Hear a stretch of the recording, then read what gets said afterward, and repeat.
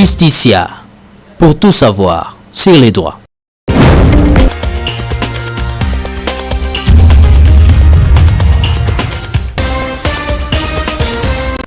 L'intérêt à pouvoir réfléchir sur un thème parfois rébattu est donc à la fois actuel et pratique. Actuel d'abord par le fait qu'en 2006, une constitution a été votée par référendum en République démocratique du Congo. Dans cette constitution, les constituants ont nettement voulu rompre avec un passé très sombre dans les domaines de l'indépendance du pouvoir judiciaire. Des lois, des mises en œuvre ont été par la suite adoptées pour assurer l'indépendance du pouvoir judiciaire ainsi consacré.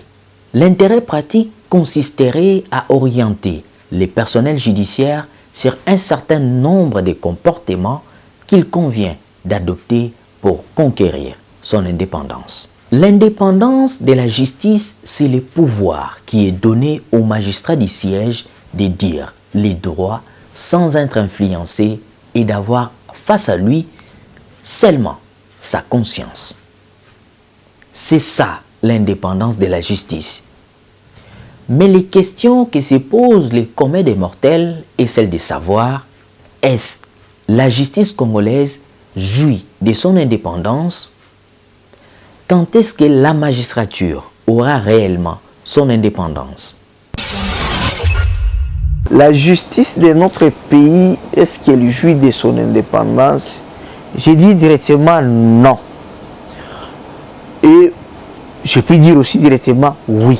Oui, c'est le plan normatif dans les textes. Parce que la Constitution a consacré la justice comme un pouvoir. Et lorsqu'on dit déjà un pouvoir, c'est que c'est une institution qui est indépendante. Donc, il est en même temps pouvoir et en même temps, il est indépendant. C'est un pléonasme toléré par les constituants. Mais l'indépendance comme cadeau n'est pas une indépendance. Parce que parler de l'indépendance de la justice dans notre pays, c'est un cadeau qu'on donne aux magistrats. Mais dans l'histoire judiciaire de notre pays, les magistrats eux-mêmes n'ont jamais réclamé cette indépendance. Ils ont la culture de la dépendance de notre pouvoir qui est l'exécutif. Un coup de fil d'un conseil des ministres, d'un conseil du président, les magistrats, ils commencent à avoir peur pour dire non, je dois protéger mon emploi. Alors, l'indépendance consacrée dans la Constitution devient comme un prisonnier qu'on ouvre la porte, mais qui ne veut pas sortir de la porte. C'est ça ce qu'on parle de l'indépendance de la justice. C'est ça ce qu'on parle du pouvoir juridictionnel. Sinon, on est encore dans la constitution de 82 sous Mobutu, où la justice n'était pas un pouvoir, mais on parlait de conseil judiciaire, conseil législatif. Donc, le Parlement, la justice n'étaient que des services pour le président fondateur du MPR et le président Mobutu. Si on aborde l'analyse juridique, le pouvoir judiciaire au Congo est indépendant. Oui. Pourquoi? Parce que c'est ce qui est consacré dans la Constitution. Mais pour un politologue et un sociologue, il vous dira non. Parce que lorsqu'un magistrat a peur des injonctions du pouvoir exécutif, là, on peut dire le pouvoir judiciaire est indépendant, mais le magistrat, lui, il n'est pas indépendant sur le plan psychologique. Vraiment, l'indépendance de la magistrature, c'est un vœu. D'abord, le constituant de 2006 a posé le principe de l'indépendance de la magistrature. On sait que ce pouvoir judiciaire devait et est indépendant du pouvoir exécutif, du pouvoir législatif, Et cette indépendance est bien déterminée, bien explicitée à travers les dispositions constitutionnelles et voire à travers les dispositions contenues dans les lois organiques appropriées par rapport à chaque institution judiciaire.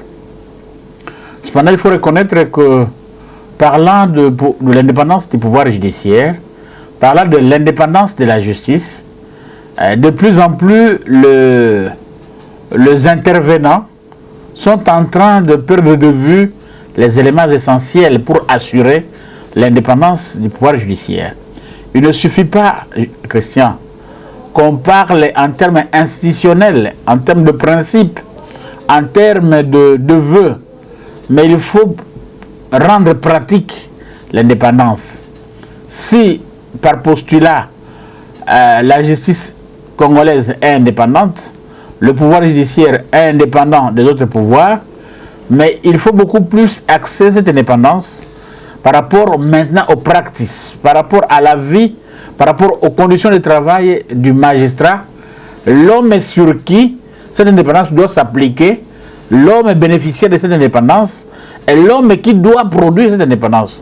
Parce que cette indépendance, autant c'est vis-à-vis des autres pouvoirs, cette indépendance l'est aussi par rapport au juge lui-même dans son argumentation, dans son argumentaire, dans son raisonnement juridique. Être indépendant, ça signifie que être maître de son raisonnement, être maître de sa motivation. Pas qu'un juge motive sa décision sur haut de la hiérarchie. Vous voyez? Et il y a aussi l'indépendance vis-à-vis le justiciable. Et l'indépendance vis-à-vis le justiciable se situe beaucoup plus aux conditions de vie. Pour parler de l'indépendance du pouvoir judiciaire, pour parler de l'indépendance du magistrat, il faut que le magistrat soit indépendant socialement et économiquement des justiciables. Parce que autant nous le constatons dans le milieu éducatif, que beaucoup d'enseignants, au-delà de leur petit salaire, vivent beaucoup plus de ce qu'ils reçoivent des élèves, et voire même des parents. De plus en plus aussi, bon nombre de magistrats vivent mieux de ce qu'ils reçoivent des justiciables. Et là, ça enfreint à l'indépendance. Vous pouvez imaginer qu'on a 3 pouvoirs. Mais le seul pouvoir où, pour travailler, il faut avoir au minimum un diplôme de licence en droit, c'est le pouvoir judiciaire. Mais comment on traite les magistrats dans notre pays? Quel est le salaire qu'on réserve aux magistrats? Nous avons le pouvoir législatif, les émoluments d'un député, vous connaissez. Nous avons le pouvoir exécutif, qui est dualiste. Nous avons le président de la République comme individu, une institution politique. Nous connaissons ses avantages, les avantages de ses conseillers, des membres de son cabinet. Nous avons le gouvernement, où nous avons le premier ministre avec ses ministres. Nous connaissons leur traitement, combien ils touchent, même l'heure du recable, comment ils sont. Et quand nous venons maintenant dans le pouvoir judiciaire, regarde comment on traite le magistrat. Dans un pouvoir où tout le monde est licencié et plus. Ok? Dans d'autres pouvoirs, avec expérience, sans études, vous pouvez y être. Au niveau scientifique, je préconise le manque de recherche. Parce que lorsque j'ai dit que le magistrat doit être indépendant vis-à-vis de lui-même, c'est-à-dire scientifiquement, il faut que le magistrat puisse être porteur d'un bagage intellectuel plus d'une fois renouvelé. Et le bagage intellectuel ne se renouvelle que par la recherche, par la lecture de la doctrine, de la jurisprudence, de la loi, des lois, des nouvelles lois. Vous comprenez, M. Christian? Donc, de plus en plus, il y a des juges qui, du fait des conditions de vie, ne sont plus motivés à lire, ne sont plus motivés à faire des recherches. J'ai vu, il n'y a pas longtemps, des arrêts ou de jugements qui sont rendus par 3 juges, par exemple, et qui dit à la fin, ces 3 juges ne font qu'invoquer un seul livre. Vous comprenez? Quelque part, l'indépendance est foutue. On devient lié par la paresse à la lecture. On entend souvent les gens parler du respect de la Constitution.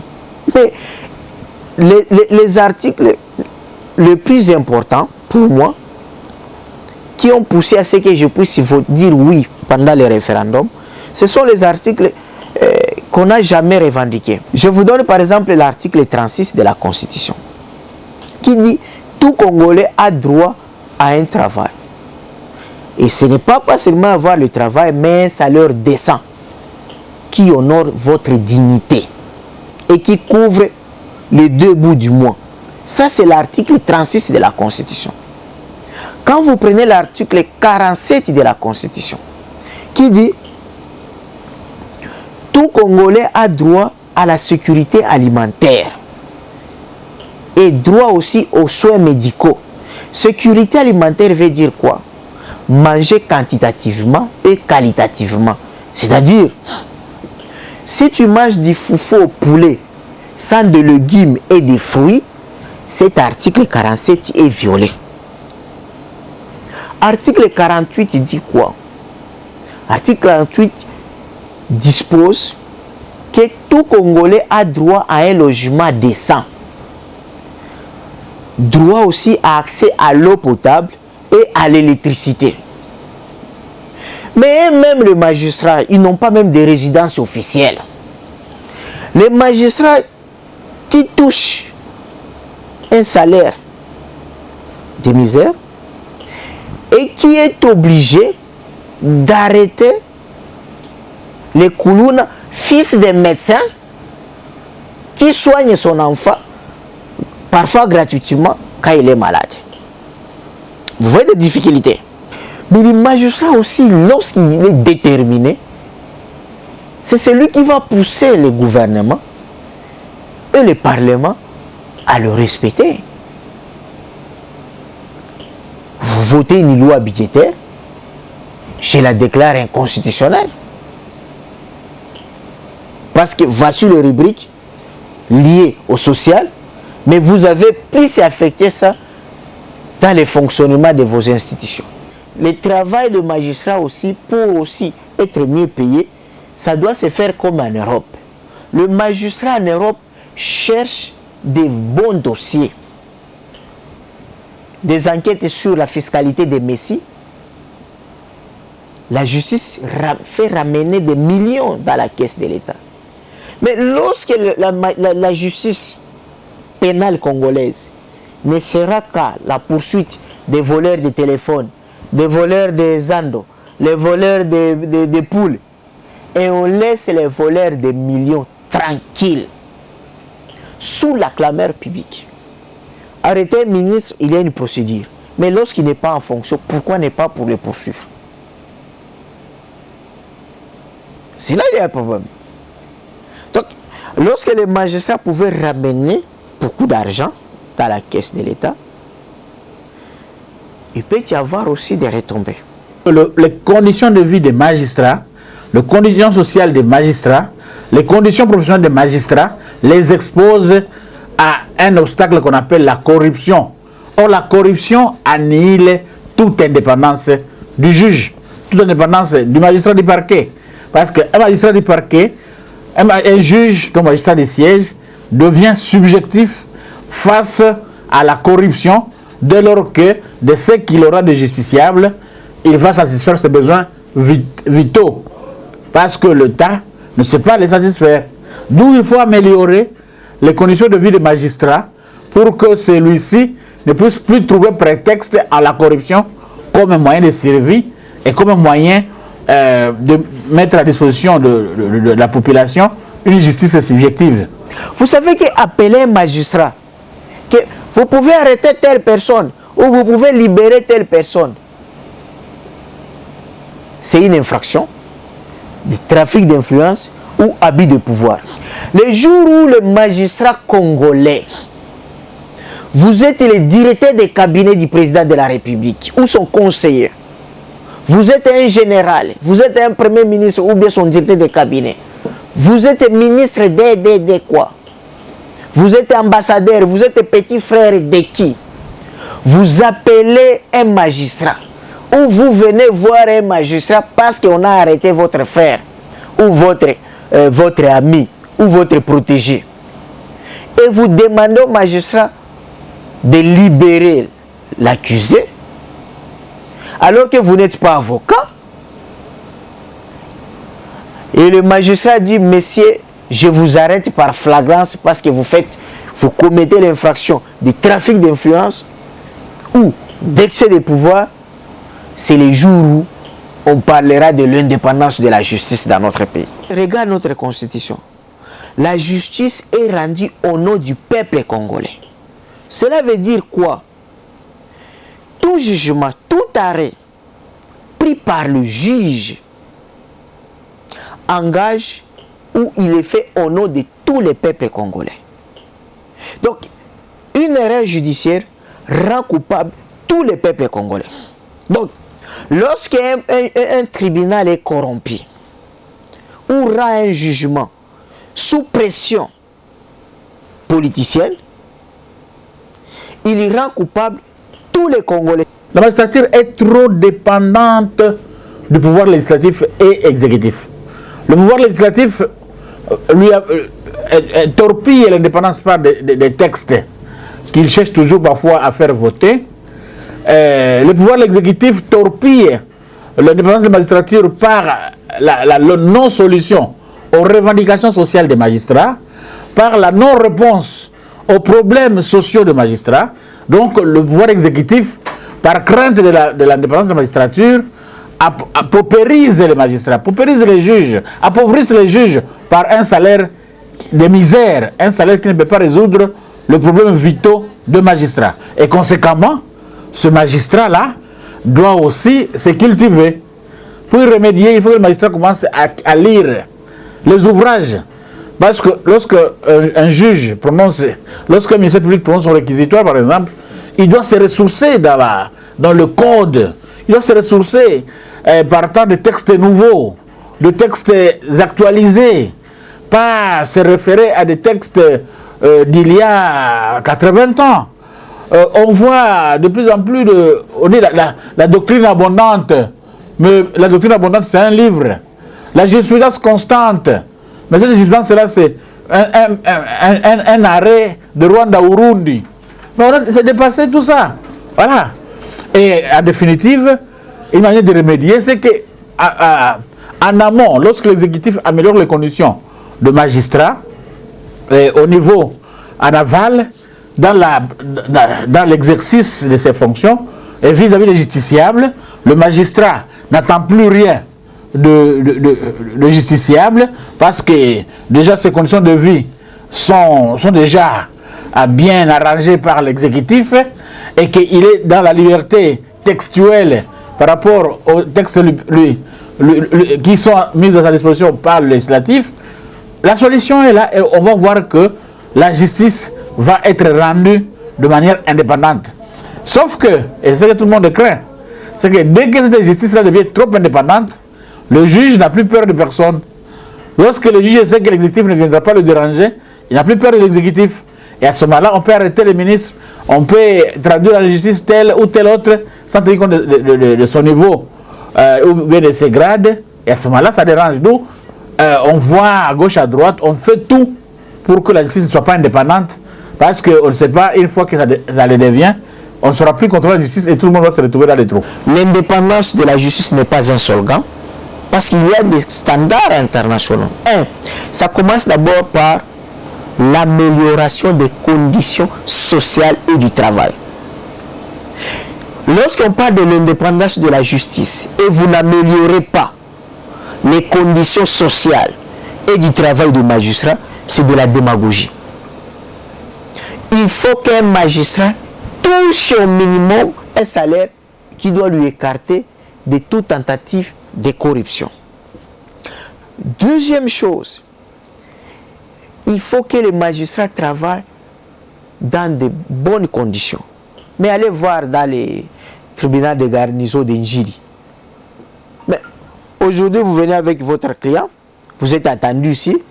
Demain, vous cherchez les magistrats, alors il a profité seulement une place, mais il est dans l'autre. Donc, tout ça, alors qu'il y a des maisons qui poussent, d'autres achètent, les gens d'autres pouvoirs, les ministres et leurs conseillers, ils achètent des maisons, ils démolissent, et puis ils élèvent à 4 niveaux, alors que les tribunaux et cours sont des locataires. Donc, il faut améliorer leurs conditions de travail.